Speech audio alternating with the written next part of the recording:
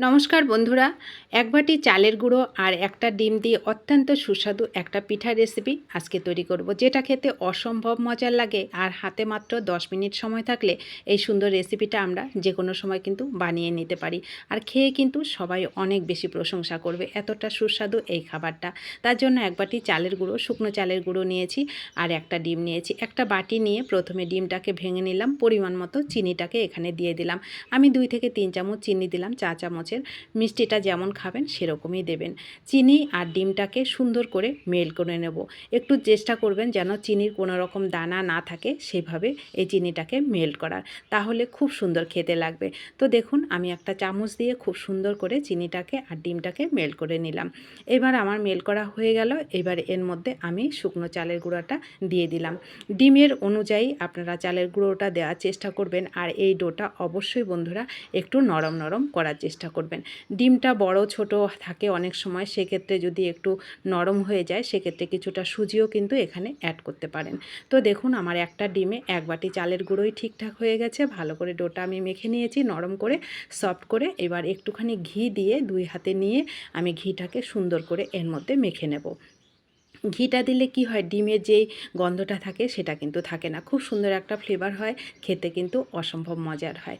তো এইবার আমি এইগুলোকে ভালো করে ছোট ছোট করে লেচি কেটে নেব, নিয়ে এইবার ডিজাইনটা করে নেব। ডিজাইনটা আমি এরকম করে করব, চাকার মতন করে করব। খেতে অসম্ভব মজার হয়, খুব সহজে হাতে মাত্র 10 মিনিট সময় থাকলে আপনারা এই সুন্দর খাবারটা কিন্তু তৈরি করে খেতে পারেন। আর এই খাবারটা এমনই খাবার যে আপনারা ঘরে রেখেও কিন্তু খেতে পারেন। অনেক সময় হয় আমাদের হাতের কাছে সময়ও থাকে না খাবার বানানোর জন্য, আর ঘরেও কিন্তু সেরকম কিছু থাকে না। তো এই খাবারগুলো আপনারা বানিয়ে ঘরে রেখে স্টোর করেও কিন্তু কয়েকদিন খেতে পারেন। তো দেখুন, একইভাবে আমি সমস্ত চাকার মতন করে পিঠাগুলোকে তৈরি করে নিলাম। কতটা লোভনীয় আর কতটা সুস্বাদু সেটা আপনারা যখন বানিয়ে খাবেন তখনই বুঝতে পারবেন। খুব মজার একটা পিঠা কিন্তু বন্ধুরা।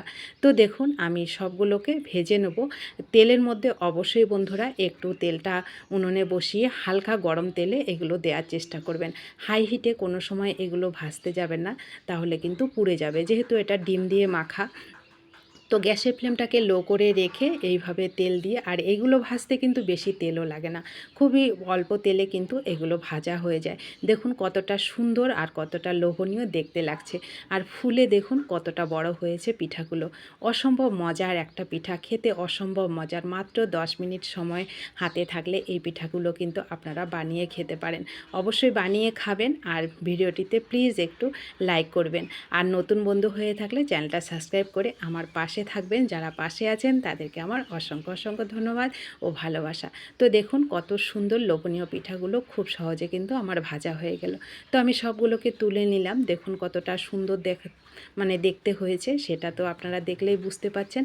দেখুন কতটা মজার, একেবারে খাস্তা মুচমুচে পিঠাটা হয়, আর ভেতরটা হয় সফট।